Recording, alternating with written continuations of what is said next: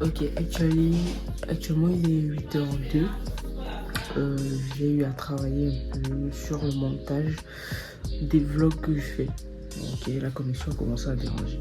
Donc là, je vais faire autre chose avant d'aller sur les graphiques pour regarder un peu ce qui se passe, même comme grosso modo, j'ai pas besoin d'être sur les graphiques. Pour dire, j'ai pas besoin d'être sur les graphiques. Mais j'irai pour jeter un coup d'œil, notamment sur la stratégie que je travaille en démo. Donc voilà un peu. Je sais pas si j'ai éteint le casque, si. Ouais, j'ai éteint.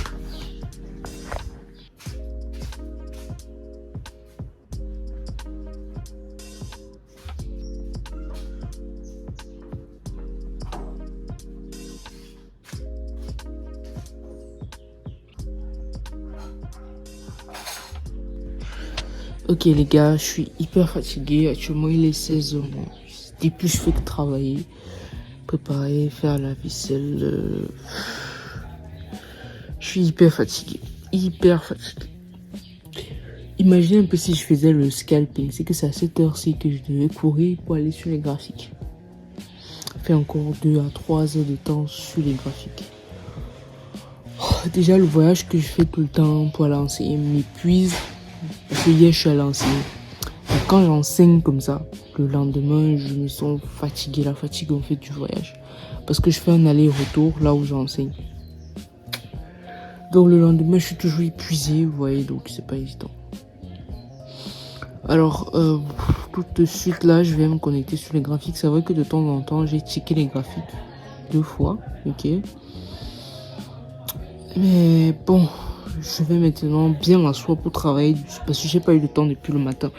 Malgré que je vous ai dit que c'était pas si urgent que ça d'être sur les graphiques, ok. Il n'y avait pas d'urgence vraiment. Si ce n'est juste pour voir comment est-ce que le prix évolue. Il n'y a pas eu mal d'évolution que je vais vous partager tout de suite. Donc là que je vais allumer ma machine et puis je vais faire tout ce qu'il y a à faire et vous présenter les résultats de mes observations sur l'évolution des trades, que ce soit en démo ou que ce soit sur mes transactions sur ma propre firme Trading Gold. Donc voilà un peu, je suis hyper fatigué. Oh Dieu, je suis fatigué, très fatigué. Bon. Ok, actuellement la connexion est vraiment de très mauvaise qualité, donc on va devoir faire avec. J'ai voulu travailler d'abord pour analyser tous les graphiques, mais on va faire ça une seule fois. Alors là on est sur le gold, le trade que j'ai pris depuis lundi. On est toujours dans le rouge, mais on a un mouvement qui devient haussier, on peut dire, parce que là on est venu briser ce high ici. Et on a eu un lot beaucoup plus grand que celui-ci, beaucoup plus haut que celui-ci, donc on peut suggérer qu'on repart à la hausse. Mais bon, si on brise ce high ici, ça va trop me plaire. J'essayais de voir ici si on devait avoir des annonces économiques, mais le site refuse de s'ouvrir. Parce que généralement, je vois les annonces économiques qui sont affichées ici en bas. Mais je ne les vois plus, je sais pas. C'est la qualité de la connexion forcément. Ok. Ça c'est pour le gold. Sincèrement, il n'y a rien à faire. Alors sur le GBP-CHF, on risque de me stopper, ok. Le trade est en train d'aller vers mon stop loss. Donc si on me stoppe, c'est pas grave, ça fait partie du jeu. Sinon la semaine passée avec l'actif, j'ai pas pris de stop. On n'avait pas pu toucher le TP1, mais on n'a pas pris non plus de stop. Ok. Ici, sur ce trade ici, alors il fallait manager, d'accord. C'est un trade que j'ai pris en démo. On avait un fort potentiel, une accumulation, etc.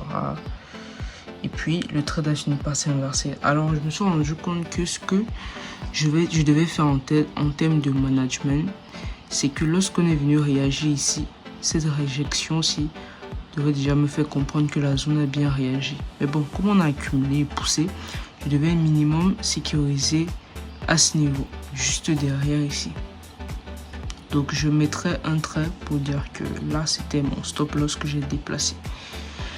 Donc, mais là, on sort donc du trade avec la moitié du stop. Ça veut dire que si on risquait 100 en réel et qu'on déplaçait le stop ici, on devait juste risquer 50 sur le trade.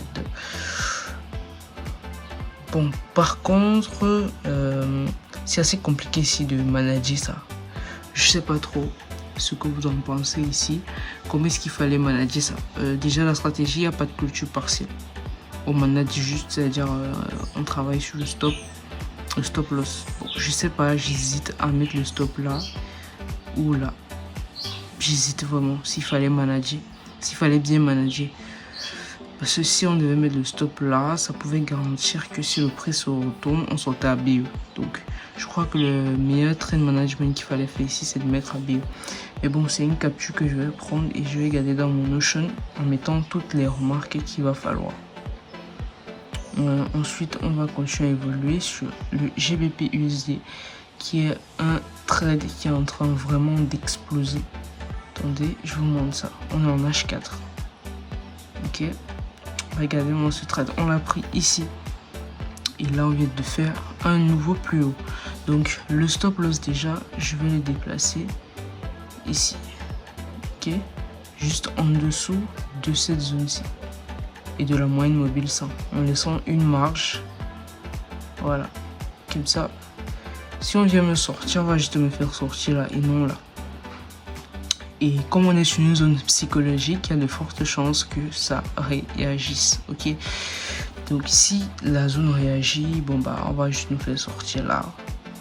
Et si elle est brisée, on va juste voir comment continuer, parce que cette zone va devenir une résistance. Un support, pardon, vu que actuellement c'est une résistance. Donc si on la brise, ça va devenir un support et je vais déplacer le stop juste en dessous du support en fait. Et là on aura déjà un trade très bien sécurisé. Donc déjà je vais aussi l'enregistrer pour noter l'évolution du trade. Déjà j'ai aussi une difficulté, je sais pas comment manager en fait un trade en swing. Ça c'est compliqué. Mais bon, au fur et à mesure, on va voir comment vraiment bien manager. Alors ici, on n'a pas de trade en cours, on accumule toujours. GBP USD, non, c'est le GBP AUD. Alors ici, par contre, regardez ce qui se passe ici. Je vais venir en 1 heure. Je crois que la stratégie, c'est sur 1 heure. On se rend compte en fait que c'est cette zone-ci, ok, qui a fait office de support, qui a vraiment réagi. Donc ce qui est sur dans le trade management, vu qu'on a cassé cette zone-ci, je devais mettre mon stop quelque part ici. Donc mon stop devait forcément être quelque part là, ou même à break-even, ok, disons même à break-even. Voilà. Donc si mon stop est là, ça veut dire qu'on ne peut pas encore stopper. Donc je laisse quelques marges. Toujours laisser la marge parce que le prix peut bien venir pousser comme ça et repartir. Donc le prix, comme il est venu là, il peut continuer toujours comme ça à descendre. Mais déjà le trade qui est celui, il est sécurisé. Donc je vais aussi le noter. Par contre, quand je suis en train de réfléchir, je me pose la question de savoir comment envisager des clôtures partielles. Parce que regardez tout ce mouvement-ci que je rate. Est-ce que les clôtures partielles vont vraiment pouvoir être... Je ne sais pas. Je ne sais pas. Mais déjà, la stratégie à la base n'a pas été testée avec la clôture partielle. Et l'objectif théorique de cette accumulation, parce qu'on avait un épaule tête épaule, je crois que c'est ici, qui n'a pas encore été atteint. Donc on patiente pour voir ce que ça va donner. Ok, on continue. Je crois que la connexion est assez bizarre actuellement. Ça m'étonne qu'il n'y a pas de ligne tracée ici. Bon, déjà dû supprimer. Ok, la ligne a apparu. Voilà, regardez ce mouvement. Rien encore ici. Alors sur Euro GBP, ok, on allait nous faire sortir ici. C'est vrai qu'actuellement on n'a pas touché le stop loss, mais quand j'observe, On a fait un high and low. Bon, déjà, il faut que je mette la bonne temporalité. Je crois que c'était H1. En termes de temporalité, oui, c'est H1. Déjà, mon écran, il est petit. Raison pour laquelle je suis obligé de baisser les tailles. Mais je crois que la temporalité ici, c'est bel et bien en H1. Si j'avais un écran assez grand, ça allait bien se voir. On peut voir donc qu'on a fait un high, un low, un high. Ça veut dire que mon stop, je le déplaçais ici en bas et on me sortait à ce niveau.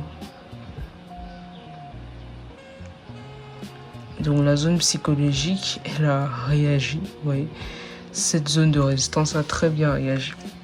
Elle a poussé le prix. Déjà, ce qui me plaît, c'est que j'arrive déjà à bien repérer les zones psychologiques où il y aura de fortes chances où le prix va réagir. Donc là, le prix, le trade nous a fait sortir. Donc, je vais aussi download l'image pour mettre ça en Notion plus tard. Ok, on va continuer avec ça.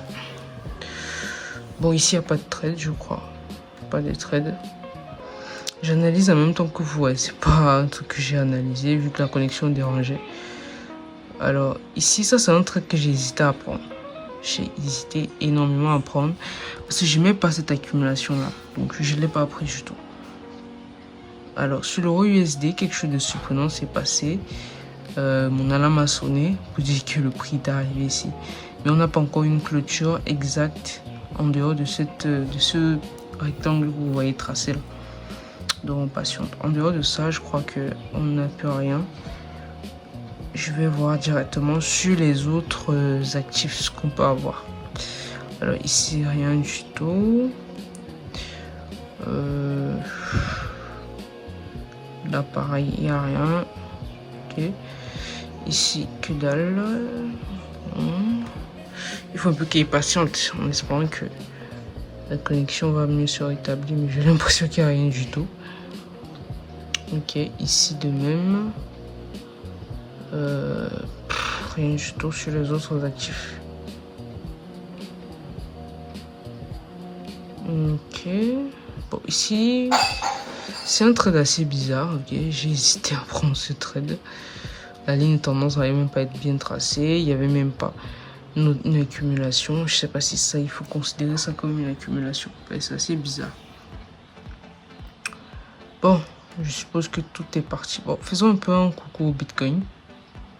Qu'est-ce qu'il a fait, mon Dieu? Il est reparti à la hausse. Waouh. C'est-à-dire, je suis un peu perdu. Je comprends pas. Qu'est-ce qui se passe?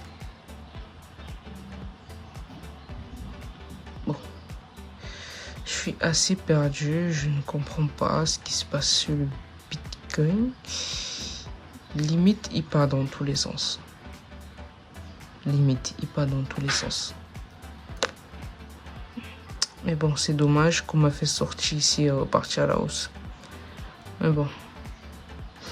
C'est pas grave. Voilà un peu le récap des trades.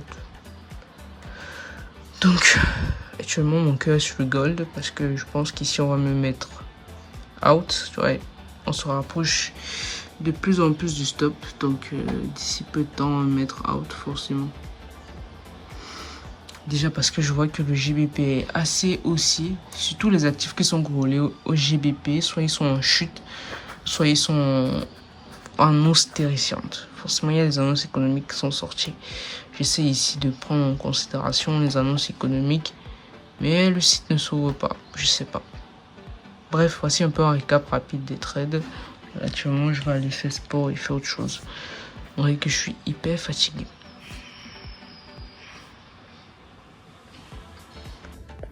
Je disais tantôt que c'était juste des exercices pompe et autres. J'ai franchement mal. J'ai franchement mal au bras. Donc je vais prendre ma douche et on est reparti pour un travail sur ma chaîne YouTube. Il faut que je vous parle de mes chaînes YouTube. En dehors de celles où vous voyez mes vidéos, bien évidemment. Ouais. Oh my god, je suis fatigué. Très fatigué. Oh.